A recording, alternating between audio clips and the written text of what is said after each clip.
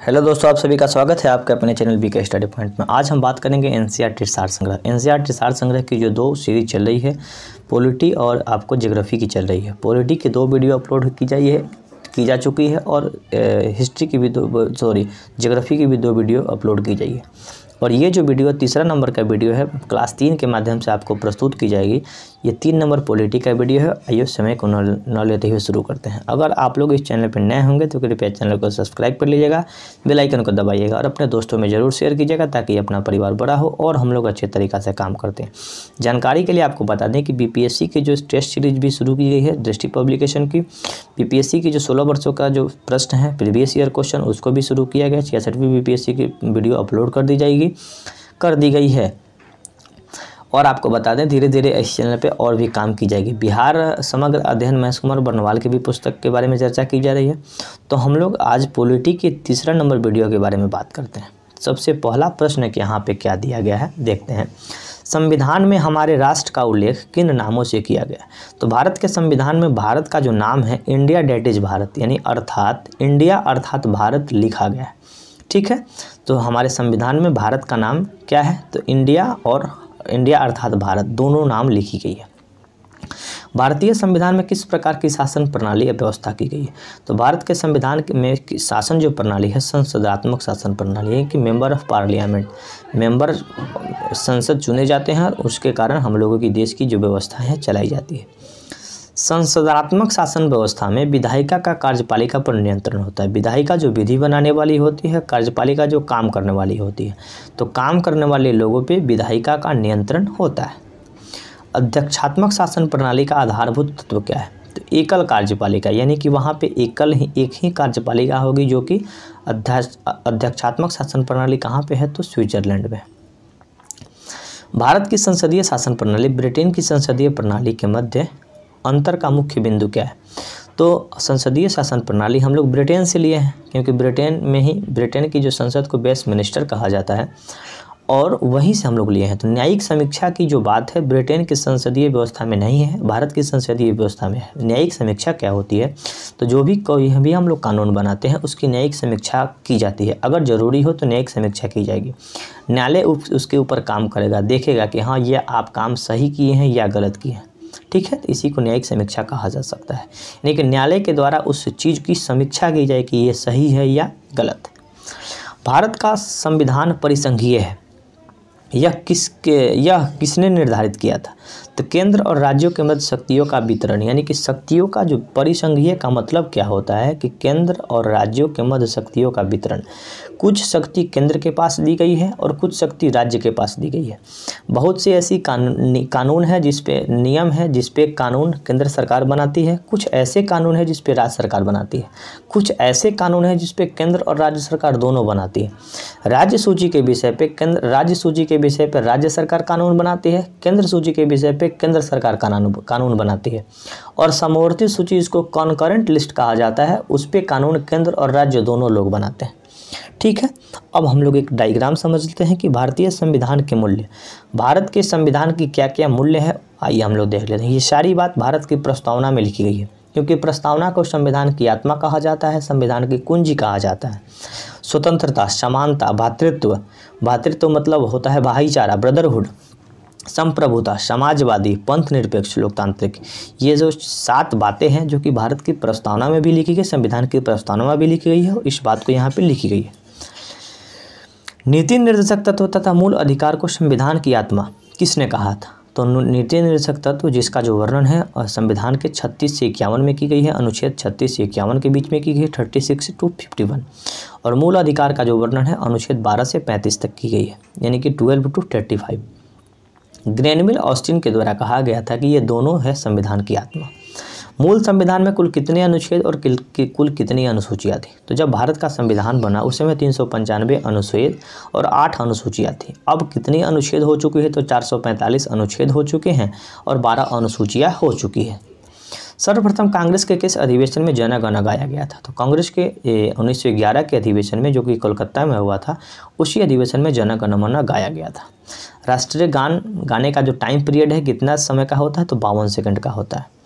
भारतीय संविधान की जटिलता का कारण वकीलों का स्वर्ग कहा जाता है। भारत की संविधान की जो जटिलता का कारण है वो इसे वकीलों का स्वर्ग कहा जाता है। ठीक है, भारतीय संविधान अधिक कठोर तथा अधिक लचीला के मध्य एक अच्छा संतुलन बनाता है। यानी कि भारत का संविधान ना ज़्यादा कठोर ही है ना ही अधिक लचीला भी है, उसके मध्य की संतुलन की व्यवस्था है। ये किसने कहा था? तो केसी व्हीयर साहब थे, वही इस बात को कहा करते थे और कहे भी थे। भारतीय संविधान के बृहद होने का कारण क्या है? तो भारत का संविधान बड़ा है, इसका क्या कारण है? तो संघ और राज्यों का एकल संविधान, देश का ही संविधान है, कोई राज्य का अपना अलग संविधान नहीं है। तो दोनों 28 राज्य और 8 केंद्र शासित प्रदेशों के नियम कानून बना के एक पुस्तक में लिखी गई है। इसी के कारण ये पुस्तक बहुत ही बड़ा हो जाता है और माना क्या जाता है, ऐसा है कि विश्व का सबसे बड़ा लिखित संविधान है भारत का संविधान। यहाँ पे एक बात अच्छी तरह से लिखी गई है कि भारतीय संविधान आंशत कठोर और आंशत लचीला होता है। ये प्रश्न हमेशा पूछा जाता है कि संविधान अपना कैसा है, तो कुछ भाग कठोर और कुछ भाग लचीला है। ठीक है, अपनी राष्ट्रवादी प्रतिक्रिया में भारतीय संविधान के निर्माताओं ने अल्पसंख्यकों के हितों की भावनाओं के महत्व को कम आंका। ये ऐसा स्टेटमेंट किसने कहा था? ये स्टेटमेंट कहते हैं आइवर जेनिंग्स के द्वारा स्टेटमेंट ही कहा गया है। लेकिन ऐसी बात हर लोगों के हितों की ध्यान रखी गई है भारत के संविधान में। भारत अर्धसंघात्मक राज्य है, ये किसने कहा था? तो केसी व्हीयर साहब के द्वारा कहा गया कि भारत अर्धसंघात्मक राज्य है। भारत में राजनीतिक सत्ता का प्रमुख स्रोत क्या है? तो जनता, क्योंकि जनता के द्वारा जनता का संचालित सरकार जनतंत्र है, जो कि अमेरिका के एक राष्ट्रपति अब्राहम लिंकन के द्वारा कहा गया है। और भारत के संविधान में लिखी गई है कि हम भारत के लोग भारत को संपूर्ण प्रभुत्व संपन्न समाजवादी पंथ निरपेक्ष लोकतंत्रात्मक गणराज्य बनाने के लिए, यानी कि भारत की जनता के बारे में ही बात की गई है। कोई भी संविधान कितना भी अच्छा क्यों ना हो, यदि उसे क्रियान्वयन करने वाले बुरे व्यक्ति हों तो संविधान बुरा हो जाएगा। ये डॉक्टर B.R. अम्बेडकर के द्वारा कहा गया है कि संविधान कितना भी अच्छा हो लेकिन उसको चलाने वाले लोग अगर अच्छे न हो तो वो संविधान अच्छा नहीं होगा। जैसे संविधान में तो बहुत अच्छी बातें लिखी गई है लेकिन उन बातों को हम लोग नहीं माने। अभी हम लोगों का मौलिक कर्तव्य 11 मौलिक कर्तव्य दी गई है, ये भारत के लोगों के लिए दी गई है। हम लोग अपने कर्तव्य को बखूबी ना निभाएं, जिसका जो कर्तव्य है उसको ना निभाएं, तो वो फिर संविधान में लिखने की बात क्या रह गई? तो वही बात को B.R. अम्बेडकर साहब कहते हैं कि संविधान कितना भी अच्छा क्यों ना हो लेकिन अगर उसको चलाने वाले लोग बुरे हो जाएं तो वो संविधान बुरा हो जाता है। संविधान को संघात्मक के तंग ढांचे में नहीं डाला जा सकता। तो ये B.R. अम्बेडकर के द्वारा भी एक स्टेटमेंट दी गई है कि संघात्मक तंग में नहीं डाला जा सकता, ये B.R. अम्बेडकर के द्वारा कहा गया। भारत की स्वतंत्रता के बाद भारतीय राष्ट्रीय कांग्रेस को एक राजनीतिक दल के रूप में भंग कर देना चाहिए। यह सुझाव किसने दिया था? तो ये महात्मा गांधी के द्वारा कहा गया था कि भारत जब स्वतंत्र हो जाए तो भारतीय राष्ट्रीय कांग्रेस को ख़त्म कर देना चाहिए। ये स्टेटमेंट महात्मा गांधी जी का था। भारतीय संघवाद को सरकारी संघवाद किसने कहा? तो G. ऑस्टिन के द्वारा कहा गया था, कोऑपरेटिव फेडरेशन कहा गया था। भारतीय संघवाद को सहकारी संघवाद G. ऑस्टिन के द्वारा कहा गया था, बहुत बार पूछा गया प्रश्न है। अध्यक्षात्मक शासन प्रणाली में कार्यपालिका की समस्त शक्ति राष्ट्रपति में निहित होती है। यानी देखिए अमेरिका जो है, अमेरिका में राष्ट्रपति सर्वोपरि होता है लेकिन भारत में प्रधानमंत्री सर्वोपरि होता है। तो अध्यक्षात्मक शासन प्रणाली में राष्ट्रपति की जितनी भी कार्यपालिका शक्ति होती है, जो भी काम करने का जो शक्ति होता है वो राष्ट्रपति में होता है।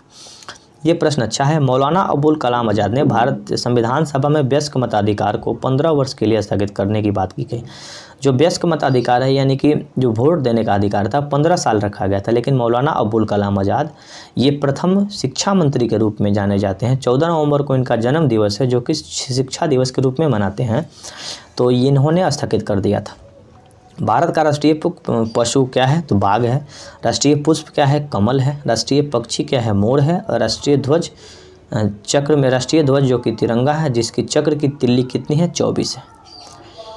अब हम लोग देख लेते हैं कि अनुसूची के बारे में कुछ 7वीं अनुसूची में कुछ विषय है जो कि इस विषय के बारे में बात की गई है। हाँ, कुछ प्रश्न है, अच्छा प्रश्न है, प्रश्नों का श्रृंखला है। भारतीय संविधान के अंतर्गत सिविल प्रक्रिया संहिता किस सूची का विषय है? तो सिविल प्रक्रिया संहिता जो है समवर्ती सूची का विषय है। आपको बता दें समवर्ती सूची ऑस्ट्रेलिया के संविधान से ली गई है और समवर्ती सूची में जो विषय रखा गया है उस पर कानून केंद्र और राज्य सरकार दोनों बना सकती है। ठीक है, जनसंख्या नियंत्रण, परिवार नियोजन आपराधिक मामले, ये भारतीय संविधान के समवर्ती सूची में है। जनसंख्या नियंत्रण करने का कानून केंद्र भी बना सकती है, राज्य भी बना सकती है। तो अभी उत्तर प्रदेश जनसंख्या नियंत्रण कानून बनाया है, परिवार नियोजन कार्यक्रम शुरू की जाती है। आपराधिक मामले जो भी बातें हैं ये समवर्ती सूची का विषय है।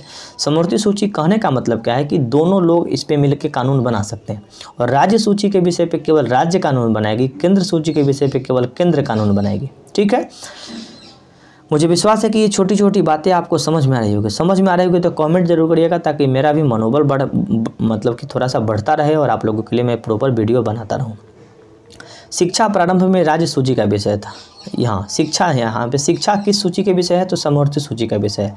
समवर्ती सूची रखने का क्या मतलब है कि अगर कोई राज्य कमज़ोर है, शिक्षा के ऊपर काम नहीं कर रहा है, तो केंद्र सरकार उसमें बढ़ चढ़ के हिस्सा लेगा और शिक्षा के क्षेत्र में विकास करने का काम करेगा। शिक्षा प्रारंभ में राज्य सूची का विषय था, लेकिन इसे 42वां संविधान संशोधन 1976 में समवर्ती सूची में डाल दिया गया। समवर्ती सूची में डालने का मतलब क्या फ़ायदा होगा, तो उस पर केंद्र सरकार भी कुछ पैसा देगी शिक्षा को बढ़ावा देने के लिए, और राज्य सरकार भी पैसा देगी, दोनों लोग मिलजुल के शिक्षा के बारे में काम करेंगे। भूमि सुधार, तो भूमि सुधार ये राज्य सूची की विषय है। रेलवे पुलिस ये भी राज्य सूची की विषय है। हर राज्य में जहाँ जहाँ जोन होता है वहाँ राज्य की पुलिस काम करती है। आर्थिक नियोजन, इकोनॉमिक प्लानिंग जो है ये समवर्ती सूची का विषय है। कृषि ये राज्य सूची का विषय है। ये सब प्रश्न पूछे जाते हैं, एक एक प्रश्न इंपॉर्टेंट है। ये सार संग्रह पुस्तक की विशेषता क्या है कि इनमें जो भी प्रश्न दिए गए हैं परीक्षा उपयोगी प्रश्न है, जो भी एकदम एक एक प्रश्न इंपॉर्टेंट हो जाता है।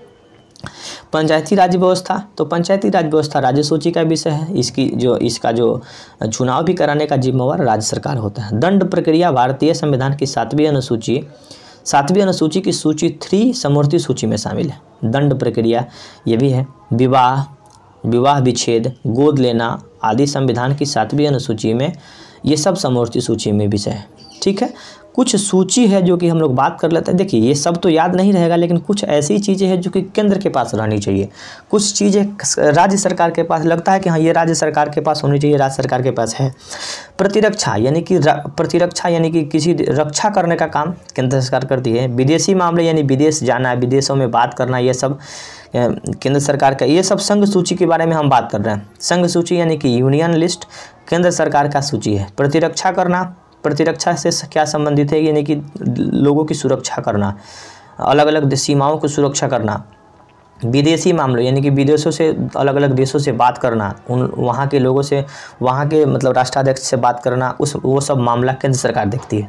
नागरिकता, तो इस पे नागरिकता के ऊपर कानून बनाया था, CAA सिटीजनशिप अमेंडमेंट एक्ट बनाई गया था, ये नागरिकता केंद्र सरकार की विषय है। संचार, डाक और तार, डाक विभाग केंद्र सरकार के, याद रख सकते हैं। संचार के लिए BSNL, ये सब केंद्र सरकार के विषय है। निगम कर, सेवा कर, ये सब। युद्ध और शांति, युद्ध करना है, शांति स्थापित करना, ये सब केंद्र सरकार की। सीमा शुल्क और निर्यात शुल्क उसकी है। बीमा, प्रत्यर्पण, प्रत्यर्पण का मतलब क्या होता है ना कि ये एक मतलब कि दो देशों के बीच में एक संधि होती है, प्रत्यर्पण संधि होती है। जैसे विजय माल्या के केस में हम लोग प्रत्यर्पण के बारे में बहुत सारा न्यूज़ सुने थे कि विजय माल्या किसी दूसरे देशों में चला गया, तो उस देश के साथ प्रत्यर्पण संधि पे हस्ताक्षर की जाती है कि अगर हमारे यहाँ का कोई अपराधी, हमारे यहाँ का कोई व्यक्ति आपके पास जाता है तो आप उसको गिरफ्तार करके हमें सौंप देते हैं, तो ये प्रत्यर्पण संधि होती है। प्रत्यर्पण का मतलब ये हो। शेयर बाजार, तो शेयर बाजार भी केंद्र सरकार। अंतर्राष्ट्रीय संधि और करार, ये भी है। रेलवे केंद्र सरकार का है। मुद्रा, रिजर्व बैंक, ये केंद्र सरकार का है।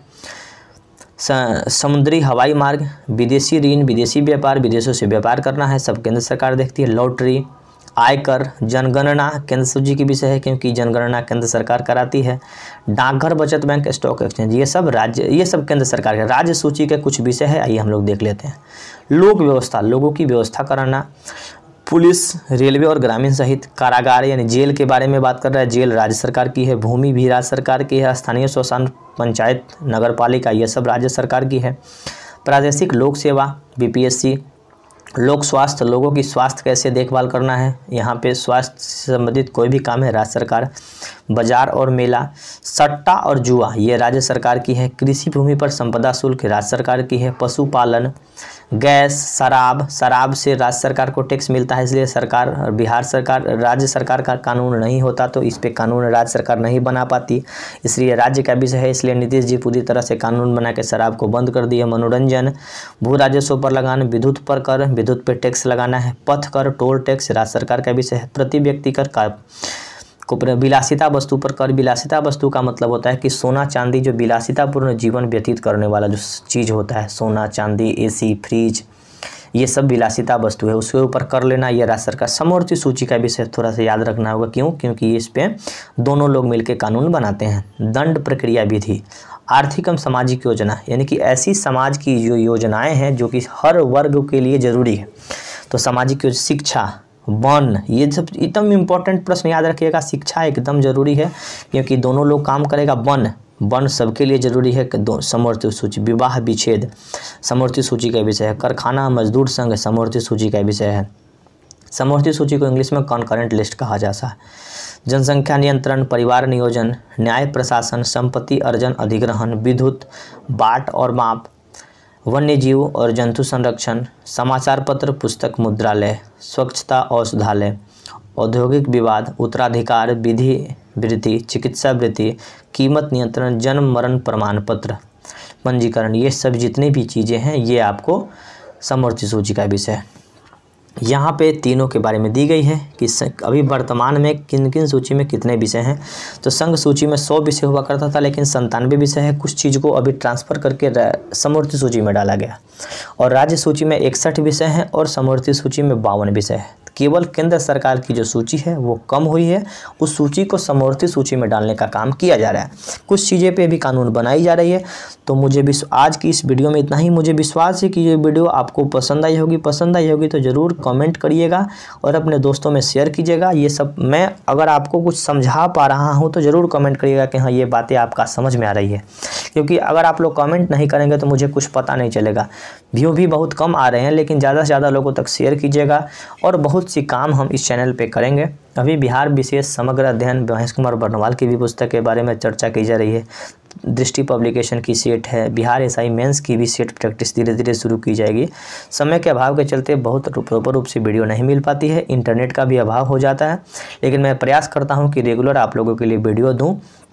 तो आप लोग ज़्यादा से ज़्यादा शेयर कीजिएगा, सपोर्ट करिए, ताकि ये अपना चैनल थोड़ा सा बड़ा हो और हम लोग अच्छे तरीक़े से काम करते हैं। धन्यवाद। फिर मिलते हैं अगली वीडियो में।